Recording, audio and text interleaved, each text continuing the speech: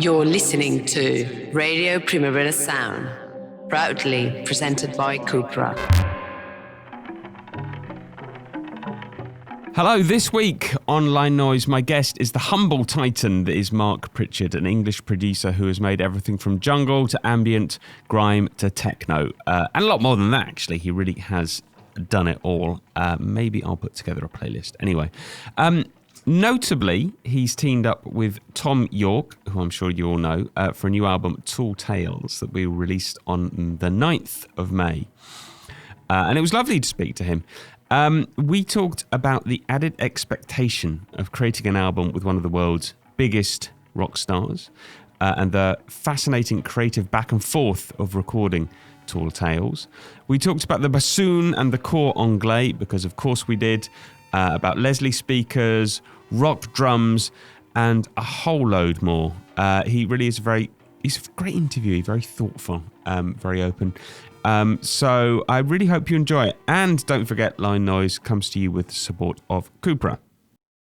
You're obviously a very highly respected electronic music producer, but you are releasing an album with someone who's one of the most, biggest rock stars in the world. I think we can safely say most kind of respected. I was wondering, like, how different it is, if it feels a bit weird. Yeah, it's definitely been. Yeah, I've been trying to find a way to talk about this because, I've noticed it. I've noticed the difference, especially I did the track with him before, and obviously that brought a lot of people.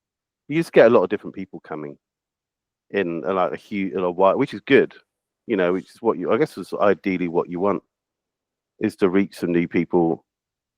But of course, I guess the difference is when you're doing a certain, if you're doing underground dance music in certain areas, people come in and then you get less, you're probably getting less of the wider reach. But people seem to understand, and then if you're then getting a wider reach, you're getting a lot of very different people that some of them are really not going to like the stuff, because so you're having to deal with a lot more of that, which is, I guess, I've not had as much of over the years, and I guess that's an adjustment. And I guess with the current state of things, the online version of promoting a record, which I guess is grown and grown over the past 10, 15 years, it's very different to I guess when I started, you put the music out, do a few interviews, you had no idea whether anybody liked it or not. You didn't get hardly any feedback. Really, you might find out 10 years later that somebody liked it in a place, or somebody that you like their music, or just somebody in a country that you'd never been to like the music or whatever. Whereas the modern days that you put something up and you're just getting lots of reactions, which is like, and it takes. I don't like. I've never been a huge fan of social media anyway. I don't really want particularly, I guess because I'm from that period, I saw it early on enough to know that a good review or a bad review, I don't pay too much. I don't need it. I don't need that. I'm doing the music anyway, and I'm trying to make it good. I don't know, and I guess it's nice to hear good reactions, that's for certain. But it's not something that I've had, because I've been growing up that way. It's not something that I've had to, have to have for the confidence wise or whatever to feel good. But yeah, it's an adjustment you have to make, and also it's addictive. The attention, you mean? The social media methods that I guess everybody uses, they're built to be addictive, aren't they? So you have to. So I notice when I'm posting a lot that I can see it straight away happening. I always I guess because I work on projects for long periods, I might not post that much for quite long periods, and then when you start posting, and then you're doing a lot of posting, all those mechanisms that are built in that everybody else, I guess, if they're on there every day, they're having to deal with, and it's well known that it's a problem for and it's well known how they work and what they're doing, I could, yeah, straight. I was like, shit, I'm gonna have to have a detox. I'm gonna have to, when the record's out, I'm gonna have to, because I just find myself looking to my phone. It's like, yeah, I'm scrolling. I'm like, oh, and then I'm like, what am I doing? It's like, yeah, so I'm gonna have to have an adjustment at some point, to yeah, because it's it's not really like it. It's There's lots of research, lots of books been written on it. So, I mean, the album, it's a beautiful album, by the way. I really, really enjoyed it. Cheers. It's called, I'm interested, it's called Tall Tales, right? Which is sort of, I understand by tall tales, like, not quite lies, but sort of like a tale you tell people that's not exactly true, sort of slightly exaggerated. Yeah. Is that kind of what you were thinking of? I think it kind of, I guess when you're working on a project, you just hope a name's going to come at some point, unless you're really lucky and you have one at the start, or something strong in a track name, or something inspired you. I guess with lyrics, there could be something there, and there was nothing obviously to start with. I mean, Tom's really good at coming up with names, so I thought at some point the name's going to come, because the worst thing is I haven't got a name and the record's done, and then it's getting closer and closer, and you can't force those things. I mean, there's things you can do to help find words, or you can go off on sort of research something and go off into some deep dive in something, and sometimes that can throw up something. But the first thing I did is I just looked at lyrics. So once all the songs are in, I actually asked him for the lyrics, because I wanted it for myself, but I also wanted it for Jonathan, because knowing what he is actually saying all the way through can be quite useful to, not that you want to go with it, but then you can decide whether you want to go against it or you want to leave space visually. And it's useful for me to have the lyrics if I'm EQing words or I'm automating words and I want to make something feel a different way. If I know what he's saying, I can push diction to make it sound more, to point you towards what the words are. And not to say that you should do that all the time, because I think that he's not really printed his lyrics before, but because I think he likes it just to be, you work out what it is, your own interpretation of it, and that's also valid. But I went looking through the lyrics to see if there's anything, because there often is. And Tall Tales, it was the only thing that jumped out. I was like, I saw it. I mean, the line is like, they're these two clowns telling tall tales. We called that track Tall Tales, and I was just like, that's an all right one. That's there. It's at least there's something there, and it just sat there for a while. I wasn't convinced that it was going to be the title, but then Jonathan's reacting to this project with the visual world, there was more. The more he was doing, the more, because there are some like fairy tale storybook type things going on in some of the visuals, like things like the men who dance in stags' heads. There's almost like a picture book, and some of the backgrounds are kind of remind me of stuff from when I was a kid, mixed with the kind of sharp CGI in the front, and then the background quite blown out. So that's another area of tales, I guess. And there's lots of what Jonathan was drawing on for the inspiration for the visual world was quite vast. There's myths in there. There's various stories of how something like the Thinker statue on the front cover was stolen, and then they tried cutting it up to sell the bronze, because bronze had gone up. So Jonathan's finding all of these things that in inspirations for the visual world that he's building that is quite big. And I guess it became more and more appealing. And I guess that line, I interpreted that line is that in Tall Tales that it was the period we were in, which was lockdown, is kind of, and Brexit, lockdown, mismanagement of lockdown, mess. You got how the UK are dealing with it, how America's dealing with it. You got Trump first time. Yeah. I mean, it was like, I interpreted it that way. I mean, I'm not entirely sure. I never really asked Thom, because I'm the same. I don't really want to know.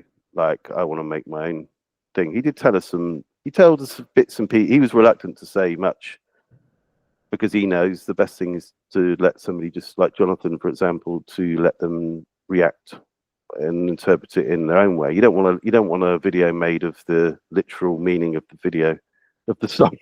It's like so he was wary, but he did offer up a few things. Like, he told us that that song was inspired by the Benjamin Myers book Gallows Pole.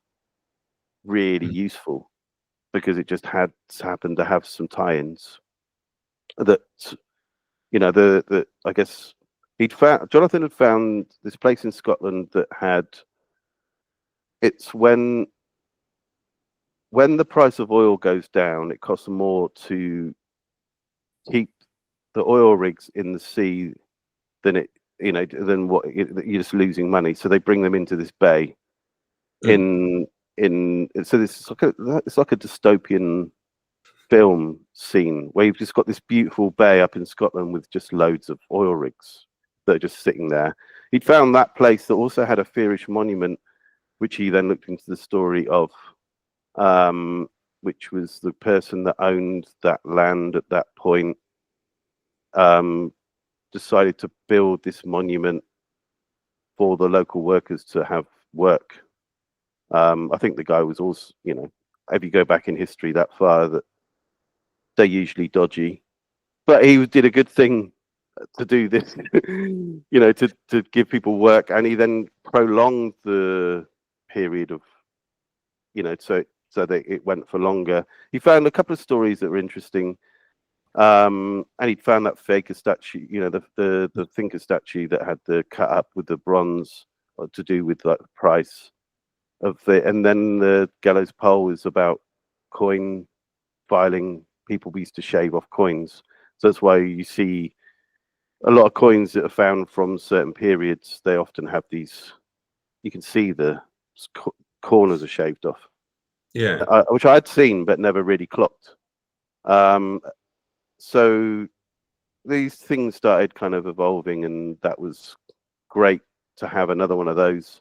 And Jonathan took from that, and the coin became something that's quite important to the project. It's in one of the videos, it's one of the logos, it's in Gangsters as well. So I guess these things kind of evolve, and then we're like, well, actually this fits.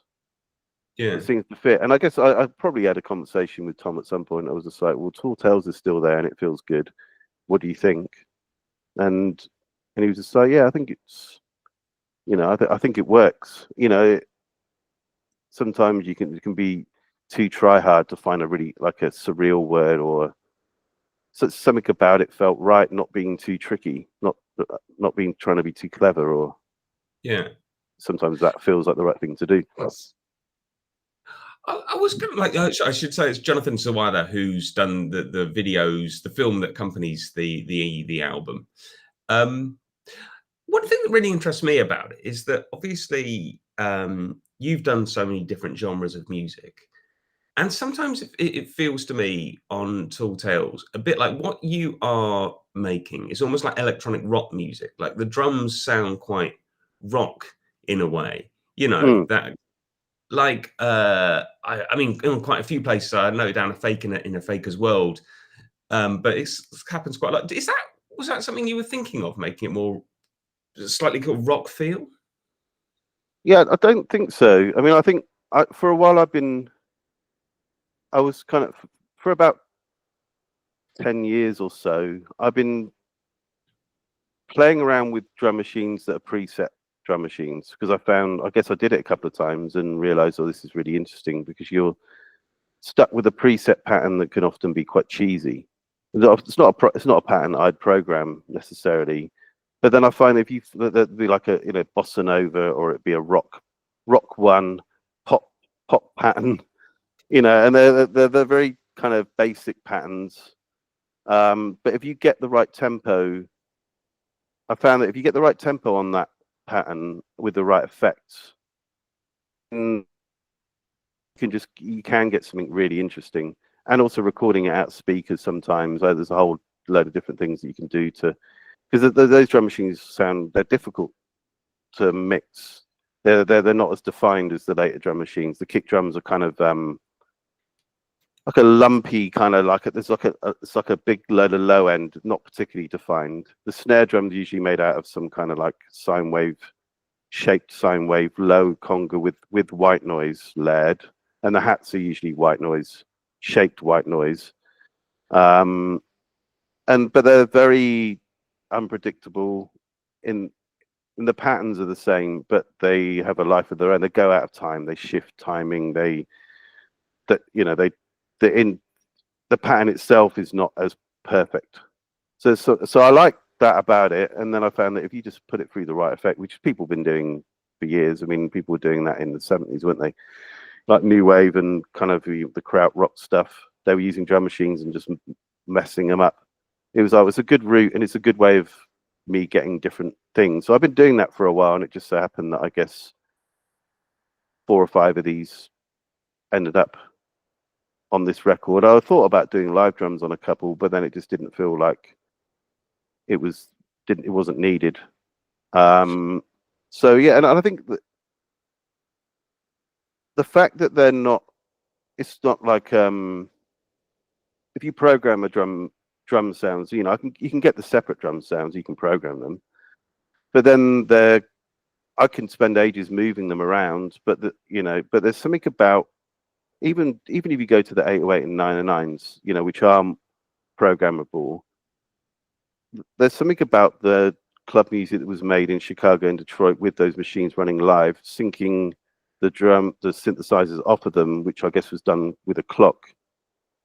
But they are slightly drifting, and it's not the same snare drum every time. If you look at the waveform on an 808, it's not exactly. It's very close, but it's not exactly the same. There's some imperfections, and I guess I've been thinking about that for years. And it's like, why is it that we like these things? Not to say that modern music's not as good, because I like stuff when it's programmed and people using plugins and people doing new things. But there's something about that maybe is less fatiguing to listen to. It's not the same thing over and over again. And if you're dealing with a song that's long, or I find I enjoy listening to stuff from that period, and it doesn't kind of get as boring, I guess. It's so and there's something nice about things drifting, so trying to get that kind of stuff in. But I think you're right, there is a mid-range aspect to them, maybe that are, there's an aggressiveness, like Faking the Faker's World. To me, it's kind of like a dancehall pattern, almost a dancehall pattern. I just did it at a really weird, slow at that tempo. The fills, every time I kind of clicked to fill in, it was going double speed. So it kind of has this half speed, double speed thing going on. And it was a live take. So I'd recorded that drum machine, CR78, in Hamburg. I recorded that like in 2012 or something. And yeah, I just recorded it for 17 minutes, and then it sat there. I put that bass line over it. It was actually in a slightly different part of the bar. Thom shifted it on bar. It had a different pad, like a string pad in it, but he took the string pad out and then put a whole new song, a different demo over the top. That was an ambient demo, synth kind of type thing. He just chopped that over the top, which is kind of really cool that he then, he's taking some of the ideas I sent him, because some of them were more arranged and more developed, and some of them were, just a simple drum beat with a bass that hadn't really found exactly what it was going to be. So I gave him a mixture of things, and I guess on that one he took 2 of the demos and chopped them together, added a whole modular synth section in the middle, added a few chords later on, and then sung on it. So yeah, I guess that they have I guess maybe it's the mid-range, and they're not as, you're stuck with a feel.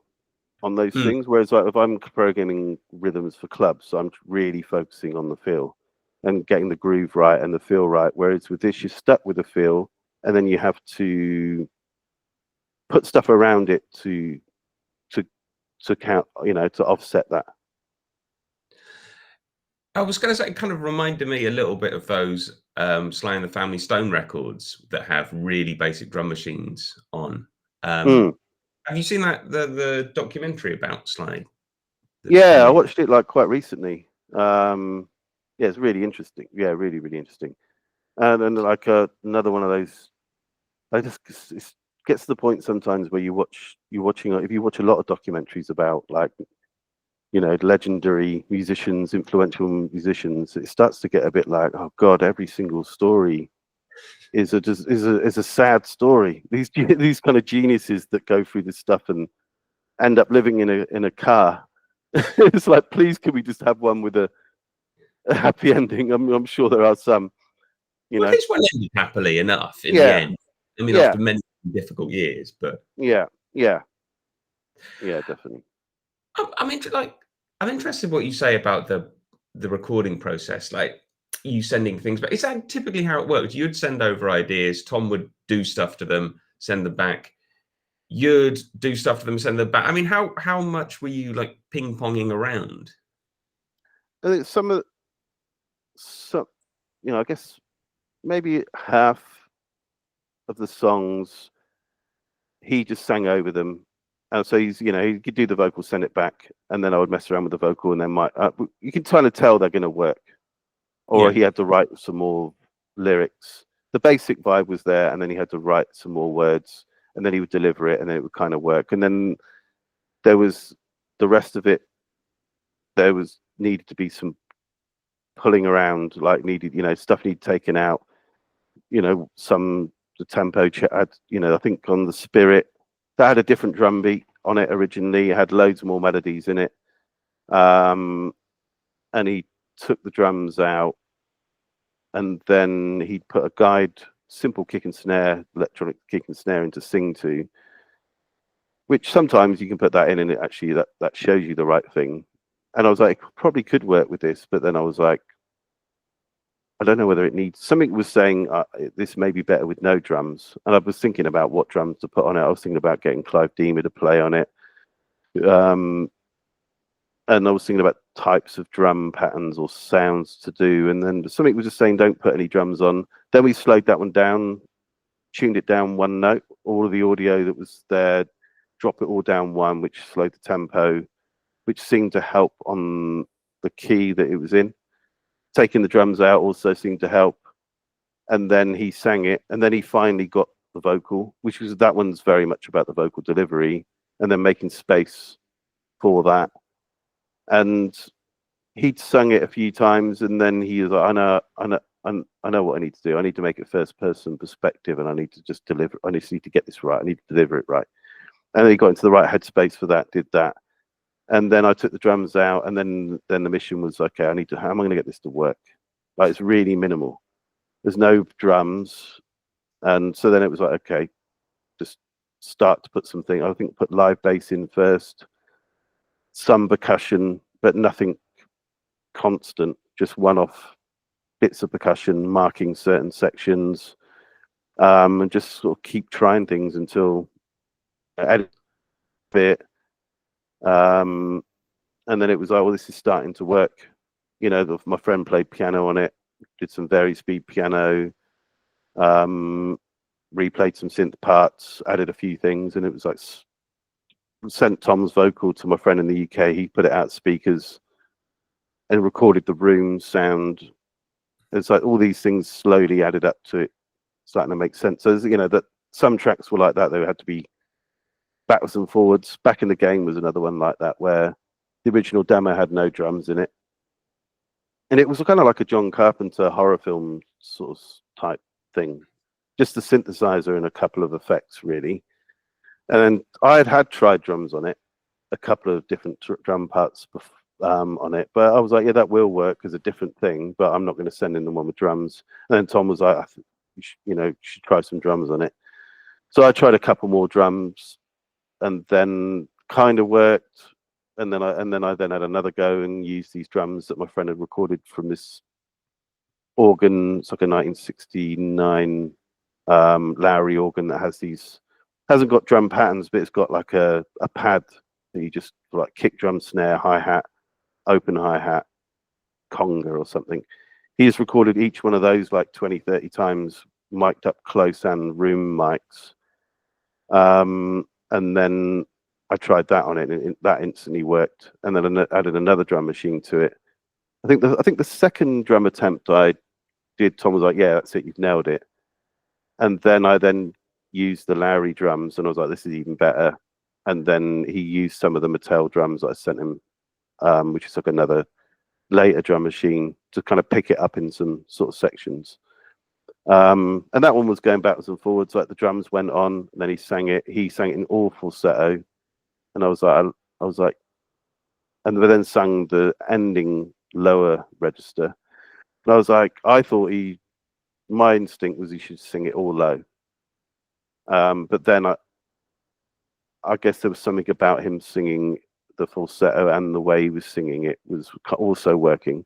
There's a bit of I was pushing it, he was pushing it a certain way, and then he backed up the high with a low vocal, but he wasn't convinced. And then I worked on that for a while to get it to work better together. And then he was like, "Okay, cool, I'll re-sing that again." So this kind of stuff going backwards and forwards, and yeah, which is really that's kind of great. That's the good part of collaboration, I guess. I wonder though, sometimes it almost seems like there's a world of infinite possibility.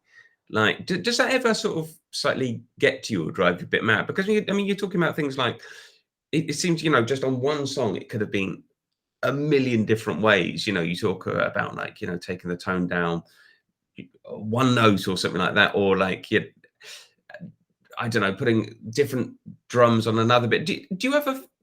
I don't know. Obviously, in one way that's exciting, but in another way, does it sort of send you a bit mad? Like it's stressful when it's not working and it keeps not working. But I guess there's usually a point where something shows you're going in the right way. If you're lucky. So I guess there's two of us, and we're both, even though sometimes we might be pushing, we're both thinking about this and then talking about it. What was going to help this? And we both had to solve problems, and he's had to solve a lot more song problems than me. So I'm listening. So he obviously knows what he's talking about, and so I'm like, okay. And then, but it's also good to kind of push against that sometimes. It can get stressful when you can't nail it, and I was very stressed about the Spirit song for a long period. That's why I tried to attack it early, because you need time. You have a go, and then you need space, and that's why I attacked all the ones that needed, though that I knew had issues. Try and get some of those resolved early, because you start feeling good as you start solving those things. Then that's another weight off of because it does feel like it's 12 songs, it's a mountain to climb, and then as you start to solve these things, you're like, okay, these are starting to make sense. It's really good when you start putting them down, and I left that a little bit late, because as you start putting them down, that starts to somehow it just clear, it's giving it lightens the load, and you can kind of put that away, and then you can then focus on your headspace is then going on. All right, I'm going to sort this one out. It's rare to get them like all right. I've never. Usually might be 14 tracks or 12 tracks or 10 or whatever it's going to be for an album, and there's one or two, and I just can't get them. No matter how I try, and I'll just go off. I'll spend a whole month trying to. So I'm battle. How am I going to get this? And I just keep going, and it's sometimes you just can't get it. And I was worried about that. Obviously, I was like, because I liked the song. It felt like a good balance of songs. So it's like, well, I need to try and make these all work somehow. But I was not convinced that I would get them all to work. And the Happy Days song, not for the content reason of what was in it, but I couldn't get the mix. I just couldn't get the elements to work, and that was close. I was going mad, and there's some technical things, and there was some things with modern technology that I'd done something a slightly different way, and then that led me down this path, the wrong path for a long period, and then I have to come back and then listen to. I always have the original demo, always A/B the original demo to what you've got now, and that can be very revealing. I mean, I do that a lot, and I've got quite good at doing that and being honest with myself. Because you want the new version to be better. You just spent, you've spent a month, and you want to justify that month. You can lie to yourself and convince yourself, well, this, no, it is better overall, but then it is not better. There's something about that demo that is better, even though there might be issues. And then I was like, okay, well, what is it? How can I attack this then and keep what is good about it? So these type things happen. You need to get them in early to have space.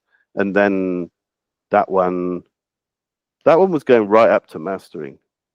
But luckily, I'd solved quite a lot of the other ones, and I was working on Wandering Genie, and then that one was still going on.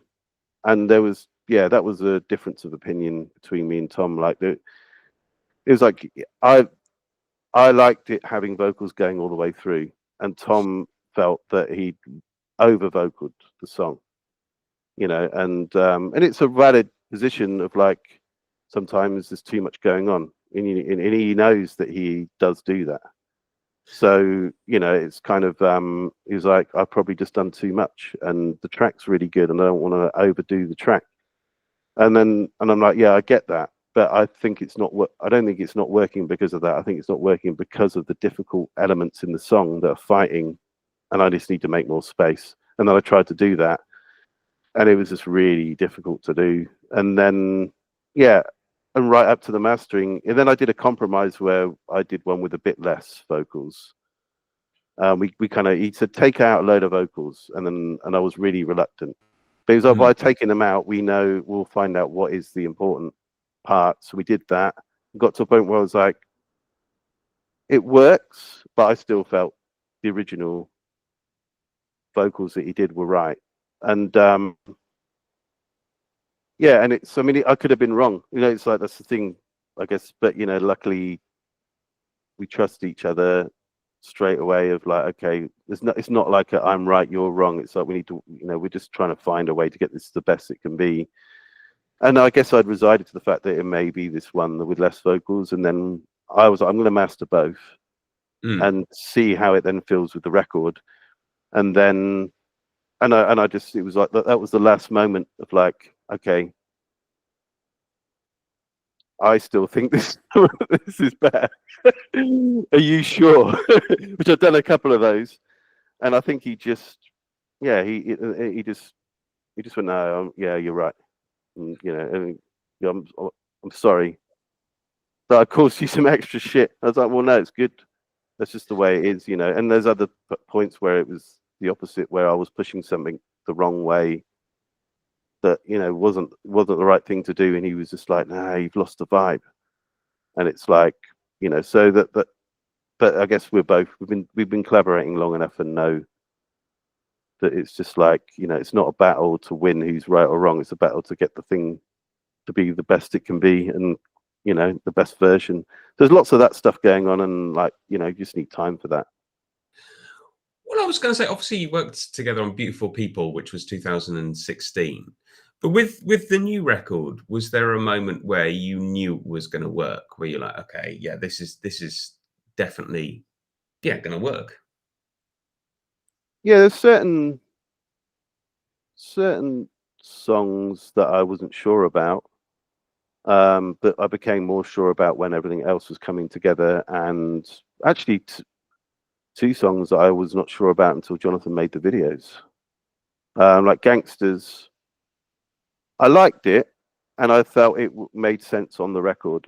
It's not a full song, and I knew when I heard it that the wrong thing to do would be to try and make it into something that it isn't. It's like it's quite instrumental. There's a kind of a verse, goes away with this kind of percussive modular section that Thom did. Vocals come back in, not really like a full. It's like an 8-bar. Then there's little hints to it, and there's a hook that comes in. It's going away, and I was just like, does it? I think when I first did it, I was like, probably need to write some more vocals. And then I was like, oh no, it kind of works. But then you're like, well, I guess trying to make it something more. And then I knew that it was maybe the wrong thing to do. But then I'd settled on that by the time, because it's good with an album. You need different things. You got there's some long songs. You got like White Cliffs, which is 8 minutes with vocals going quite a lot all the way.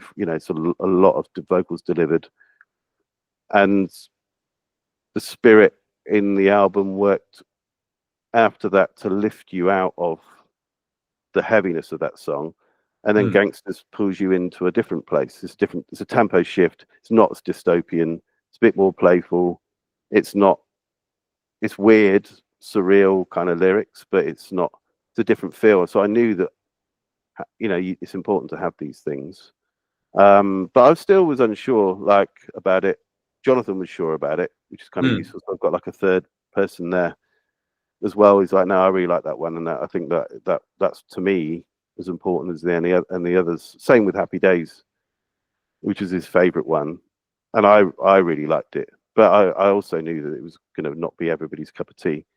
But I was confident enough in that song, the elements of the song, and Back in the Game it's an unusual mix. It's kind of quite hooky, quite poppy, hooky lyric delivery in the verses, quite a dark song, and then the ending's like a low, heavier feeling. And my instinct was you just do that feeling all the way through.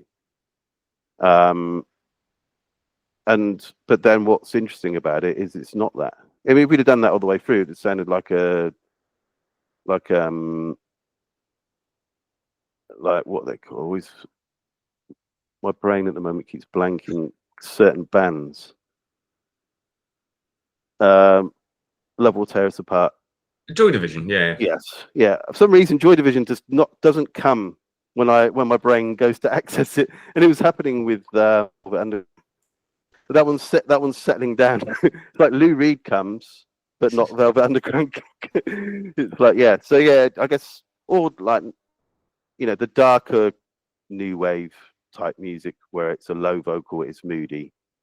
It's like, and I guess that's something to keep an eye on because I'm using old synthesizers, I'm using old drum machines. I'm very of the balance of I don't want the record to sound like a 1970s record or an 80s record. And sonically, I want the overall feel to have the way it's mastered, the way it's put together. There's elements of that I don't want to lose, but I am using 50s, 60s, 70s, 80s drum machines and sounds. So I'm trying to keep an eye on that as well. Of like, it needs to be different. It needs, lyrically, the lyrics can help that. The vocalists can help that. But it's something that I don't have an eye on it when I'm writing the music, but I have an eye on it when I'm trying to put the stuff together and getting the balance of things. One of the things we mentioned briefly was you said you used a bassoon on one track and a core anglais on another. Yeah. Neither of which are your typical instruments you'd associate with rock music or electronic music or any kind of modern pop, for want of a better word, music. Like, how did that come about? Were you just looking for the tone? Yeah, I kind of realized from just doing it a few times that sometimes on an electronic song, an interesting orchestral instrument in the mix can be really interesting, and it can really work. So I knew it was something that's worth trying. I've done quite a lot using flutes. I've done quite a lot of clarinets, and there are some clarinets on this one again. So I guess it's just like, well, what other? Just try another one. Just try. There's so many of the instruments, and it's worth trying them over these combinations because it can be really effective and just a nice different tone, something different again. And there's a lot of people, people have done it quite a lot. There's what is a song by what is it? Can't remember the name of the song now. Come on, brain. It's another one. It's because I haven't had enough sleep. The additional and Genesis P. Origins band. Oh yeah. Oh God, I can't remember what they're called now. Psychic TV, and Yeah. there's actually it is a Psychic TV one, not one of the other projects. There's a song that got like kind of marimbas. It's not that electronic. It's got a marimbas and it's got, I think, maybe a bassoon or a oboe. There's lots of instances of this, I guess, over the years. It works quite well. So it was another thing I was just like, well, I should just try it. I should try it. I've never used a bassoon. The guy that I'm working in the studio in the UK that was helping record some things in lockdown, he can play quite a lot of instruments. Louisa, who works with him, she can play clarinet, saxophone, flute, bass, sing as well, like amazing voice. But also he's based just up from Southampton, and he works with lots of people locally, so he knows people that, I think he also gets people from the local university, maybe Southampton, people that teach instruments. So I think, I wrote it with like I wrote the melody with a kind of like an orchestral library type sound, Spitfire library sound, and I always try and replace it. And what usually happens is I can't replace it, and it ends up being a combination, which also seems to help, because then you've got the real movement, and there's something about the unevenness of somebody playing something, and the room sound you're capturing is its own thing. So yeah, he found a bassoon player, and he found I think the cor anglais player was a teacher at the university or college. It was actually really nice. It was like, I don't know whether she'd done many sessions before. She was an amazing player. She would probably been playing it for 30, 40 years. Came in, she nailed it very quickly. And we just did a few more takes. Probably only literally took 20 minutes. And Wow. then just chatting for a little bit, and she kind of seemed to be enjoying herself. It's probably an unusual day. I'm going up to a studio to record. I don't think she was even aware of. I think Steve probably told her what it was for, but she may not have even known who Thom Yorke. We probably definitely wouldn't have known who I was. You never know. Yeah. But yeah, that's quite nice. That was really nice. Those kind of things are nice. And so yeah, doing that. I find that kind of stuff can be really can work. So it's always there is like, why not always trying different combinations of things. One of the things I really like about the album is that you've got Tom's vocals are going through effects on a lot, like on Bugging Out Again. I think you said you put it through a rotating Leslie speaker, for example. He's obviously got a very well-known voice. He's got a beautiful voice. Was there ever a moment how did you feel like, I'm going to take this beautiful voice and put it through effects? Was there ever a moment where you're like, oh, I don't know about this? Or was it just like, this is what the song needs, I'm going to do it? Yeah, I think because he was doing so much of it himself, I was more worried the other way, where I was like, he's just mashing his vocals up through pedals and modular systems, and that's great, but I don't want it to be all that. But he was instinctively doing it. He was doing it for the reasons of he's trying to find tonally how he sits in the track to match the feel of the sound of what's going on. Sometimes it's good just to record it naturally.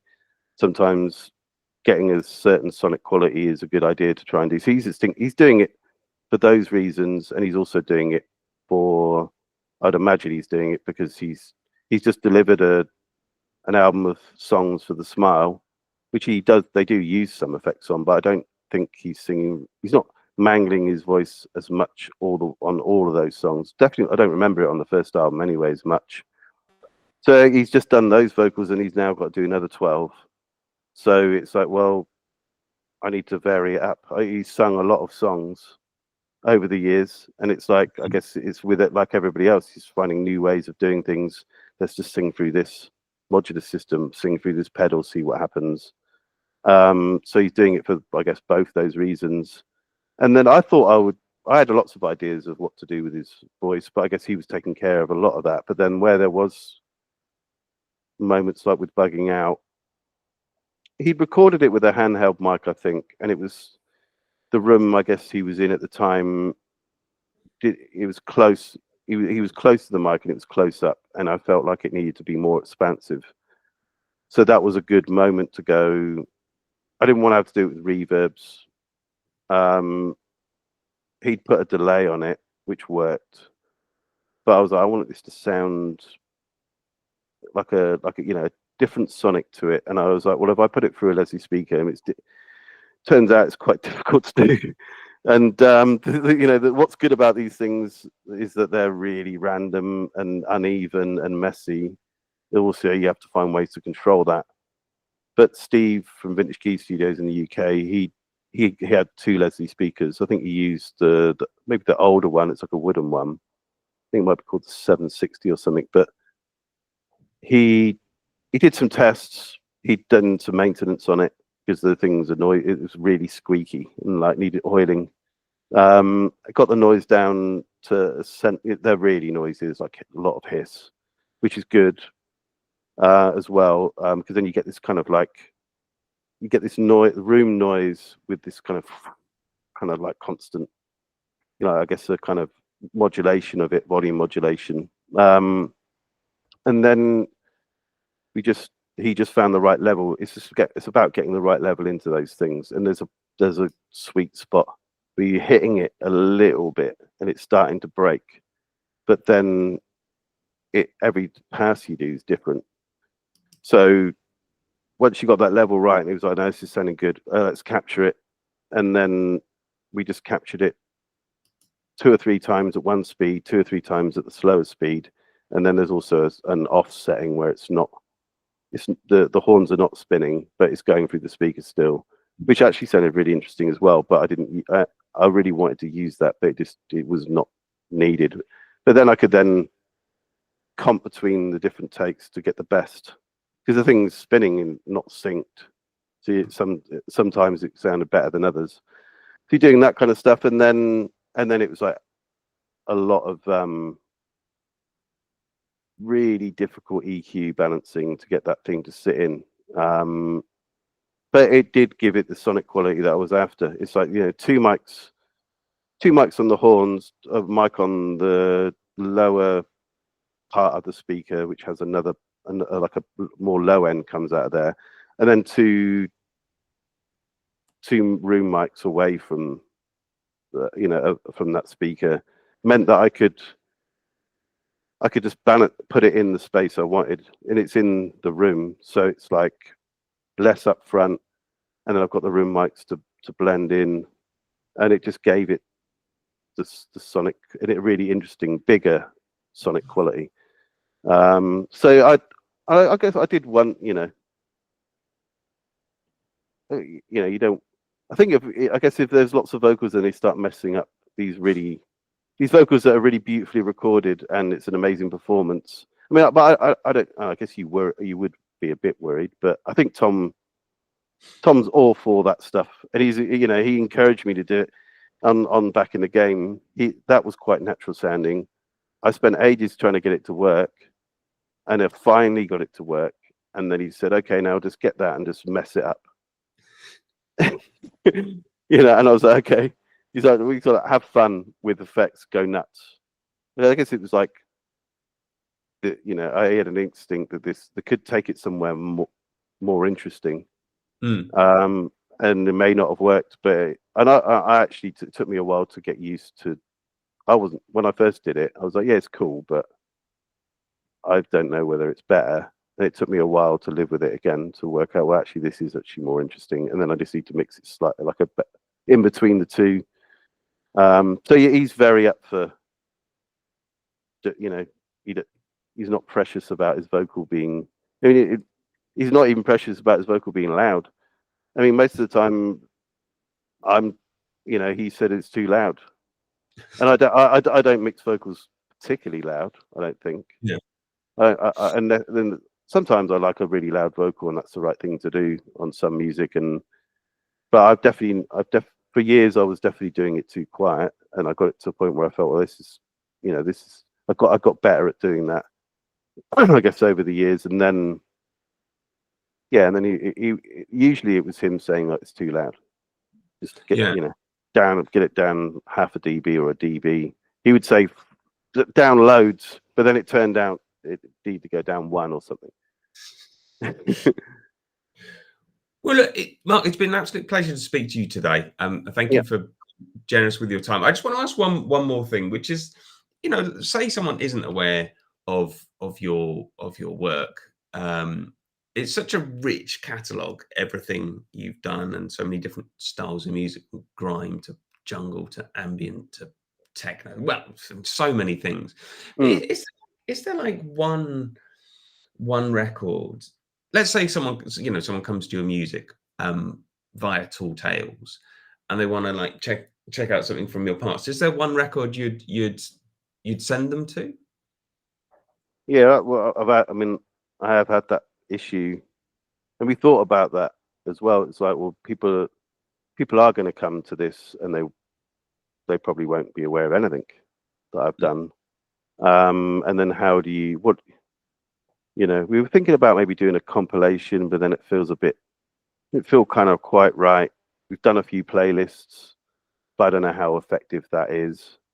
And I've had people like messaging me on Instagram and various platforms going, well, what do you suggest? And it's tricky. If they like what they're hearing on this project, I usually say Under the Sun, because at least it's start there, and if you like that, then there's some other ambient music that I did, or whatever aspects of that you do like.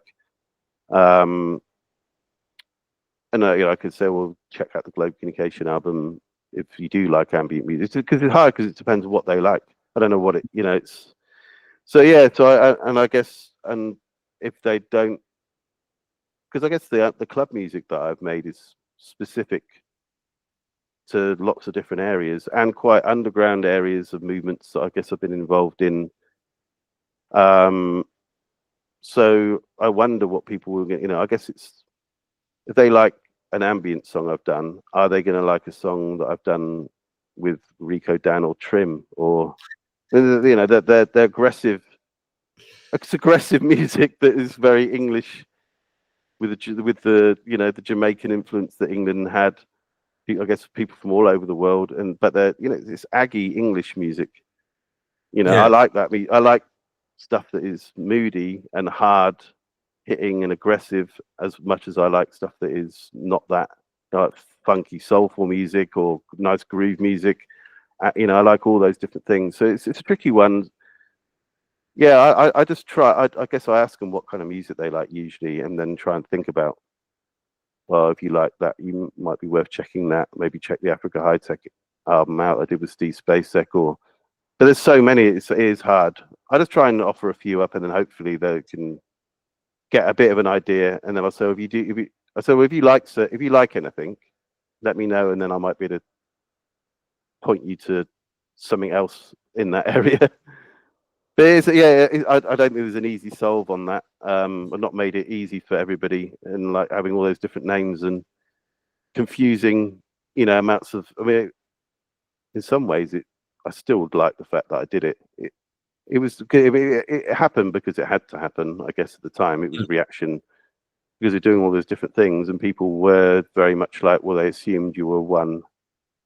You did techno, so then you do a house song, and that guy's a techno guy. I'm not going to check that, and all the way through that's sort of happening, and it allowed the music to speak for itself, but it caused a lot of confusion, and I did stop doing it. There was a point where I was like, I mean, I can't think of any. I don't want to think of more names. I have enough names. And then, you know, I was like, well, it was all me anyway, and the different, all with me and other people. So I was like, we'll just do it. And I'm like older. Let's just maybe just try and say that. But I'm not against having another name. You know, the idea is still it still has that saying. It still works. Yeah.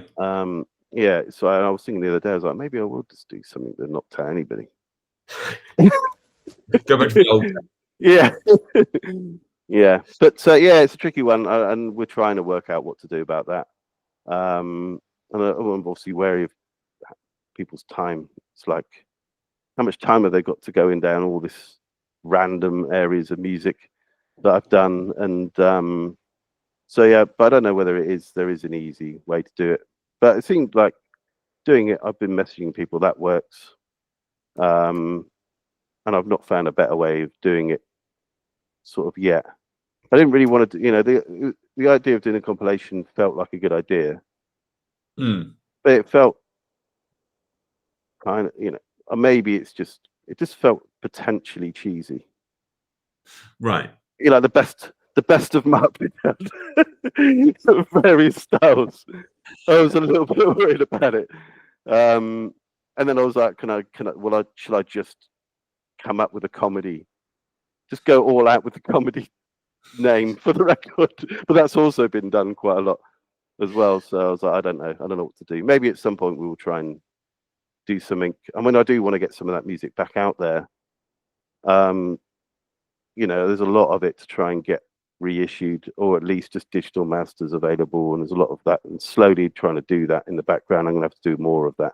As much as I like it for a small amount of time, but I don't like doing too much of it, because you start to feel a little bit like you're just going back to the past too much.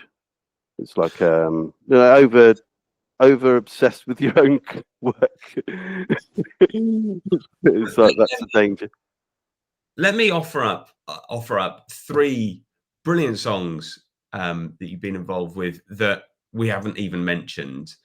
I'm going to go. I mean, there's so many. I'm not saying these are my favorite 3, but these 3 we haven't mentioned. Global Communication, The Way, which is a brilliant deep house tune. SOS with the Space Lady, which is a lovely song, like really kind of really moving, that song. Oh, nice. And Why Not Links by Chameleon. Yeah. Which I mean, I think, I guess The Way in the Deep, I feel comfortable about. It did do well, and it got played by DJs that I really loved, and I still like it. It, you know, and then the Chameleon Links, I guess similarly, it was uploaded to YouTube, and it had like maybe the most plays of anything I'd ever done at one point, and then it got taken down, and then I've recently been told by somebody that there's some weirdness going on where somebody's claiming that they have the rights to the song, and that's not good looking.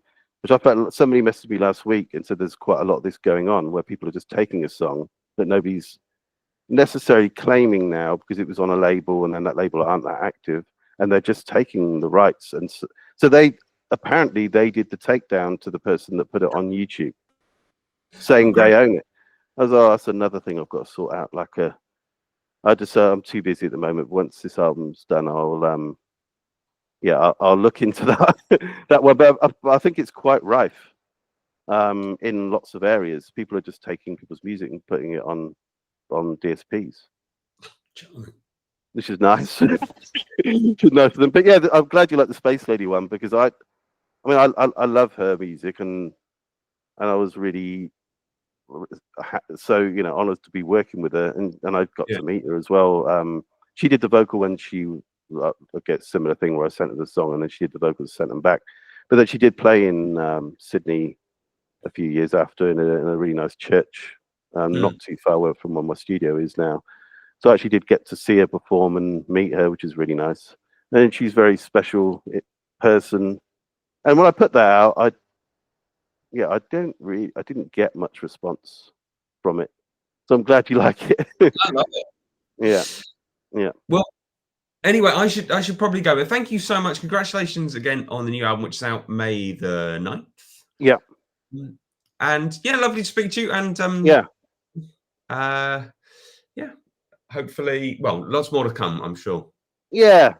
I'm looking forward to getting on with the next thing. I did start working on some stuff last year, and then this campaign started to kick in, and it's such a big. This is the biggest campaign I've ever done, I guess, for the amount of elements, with the record, the film, which was never going to be a film when all along we just thought Jonathan was just making 12 clips. There were not even necessarily 12 clips. It was like there's maybe one couple were going to be an installation, and then it just so happened that it seemed to make sense, that it worked better as a whole. And then we're like, how are we going to do this then? We're not film distribution people. So we've just luckily got some help from some amazing people that got it into cinemas. And then there's a whole, when's this going out? It will be, I think, just either the week before the album is released or just the week after. That's my plan. Yeah, because there's another element coming, which is another part of the whole project where there's a coin element that will become apparent, which is starting to get teased on social media at the moment. It's very, very slowly, not on my accounts. We're just starting to point to people. We don't want it to be we want it to be slow, and we want it to run for a long period. It has the potential that it could go for, basically coins are being hidden. Okay. And we're revealing the places. And I think in about a week that becomes a bit clearer. So it should be safe if it does come out in a week or two. Yeah. And then people have to find them, and they're kind of numbered, and then there'll be I think some of them will never get found from a couple of the places that somebody just told me that they're going to hide them, which is kind of what we wanted. You're listening to Radio Primavera Sound, proudly presented by Cupra.